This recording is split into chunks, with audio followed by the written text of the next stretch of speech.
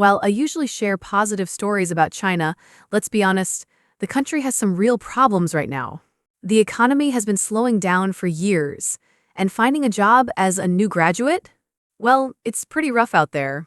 Just recently, something happened in Harbin, that's way up north in China's coldest province, that really caught people's attention. They had this massive job fair, and it was, wow, it was something else. So here's how job fairs work in China. They're everywhere cities, companies, even universities organize them. Think of it like a trade show, except instead of showing off products, companies show off their job openings. Students walk around with stacks of resumes, hoping to land something decent. But this Harbin job fair was on another level. Get this, 100,000 people signed up online. 100,000. Over 20,000 actually showed up in person. And how many jobs were available? About 9,000. Picture this, a massive sports stadium packed wall-to-wall with people. Resumes flying through the air like confetti. Recruiters so swamped, they couldn't even grab a drink of water. Students waiting in lines so long, their feet swelled up. Some people literally started crying right there on the spot. And here's the kicker, most of these weren't just college graduates. These were master's degree holders, PhD candidates, people with serious credentials. In most countries, if you have a PhD, you're not usually desperate at a job fair. But in China right now, there's this running joke. Bachelor's degrees are everywhere, masters are as common as stray dogs, and only PhDs are still worth something. Except even the PhDs are now fighting for scraps. You know what's really crazy? With 3,000 yuan a month, that's about $450, you probably can't hire a construction worker or a plumber these days, but you can definitely hire a college graduate. Think about that for a second. The guy fixing your toilet makes more than someone with a 4-year degree. Hashtag, how did we get here? This didn't happen overnight. This story goes back about 25 years, and it's wild when you think about it.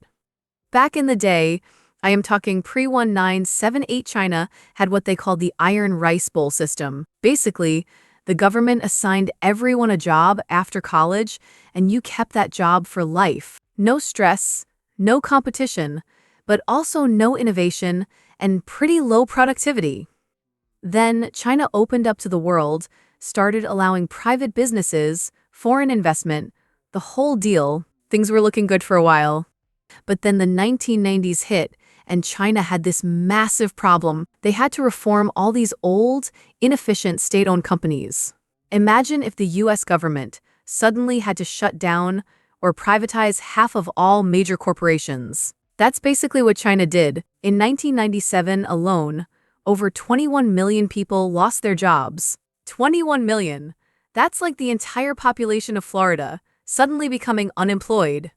At the same time, they also stopped guaranteeing jobs for college graduates. So now you had millions of middle-aged workers without jobs, plus young graduates who also had to find work on their own. The government looked at the situation and thought, okay, we need to buy some time here. So in 1999, they made this decision that seemed brilliant at the time. Let's just expand university enrollment massively. The logic was simple. If we keep kids in school longer, they won't flood the job market right now. Plus, they'll come out more educated and skilled. Win-win, right? And boy, did they expand. In 1998, China had about 6.4 million college students. By 2008, that number jumped to 29 million. In 10 years, they basically quintupled the number of college students. It was like educational steroids, the golden years that didn't last. For a while, this strategy actually worked pretty well. The first wave of these expanded enrollment students graduated right around 2003 to 2004, just as China was hitting its economic sweet spot.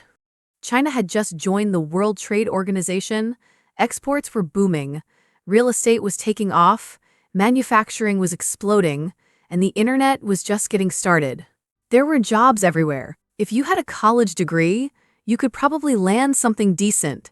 This created China's first real middle-class engineers, managers, consultants, all kinds of professional jobs. These people bought apartments, cars, started families. Life was good, but here's where it gets interesting. While all this economic growth was happening, universities kept expanding. More students, bigger class sizes, new programs popping up everywhere. Some schools were basically degree mills at this point.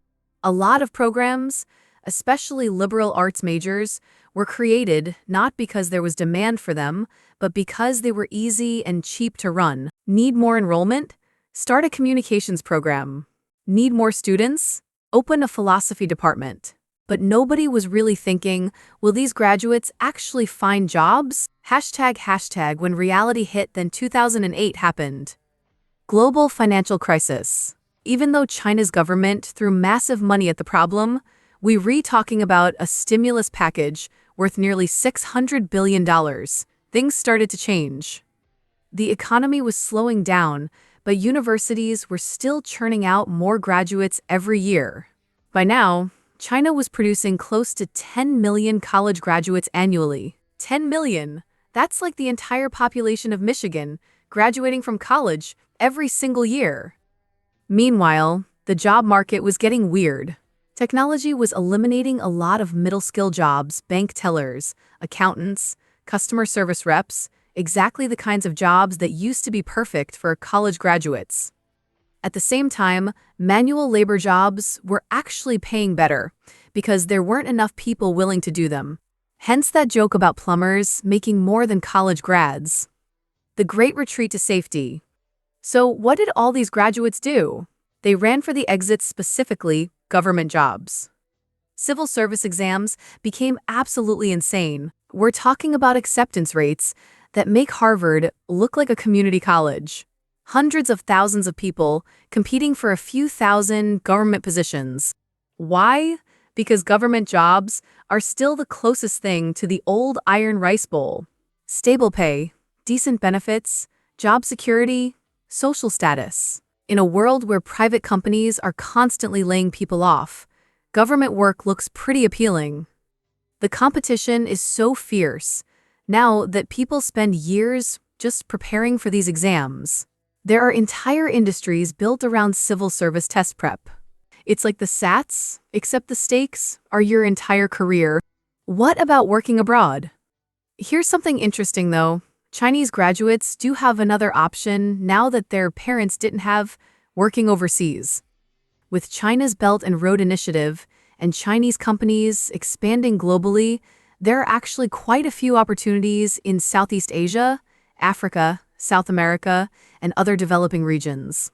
Chinese graduates have some real advantages here. They understand Chinese business culture, most speak decent English, and they're generally willing to work in challenging environments. I've met Chinese engineers working on railway projects in Kenya, managers running factories in Vietnam, agricultural specialists in Brazil.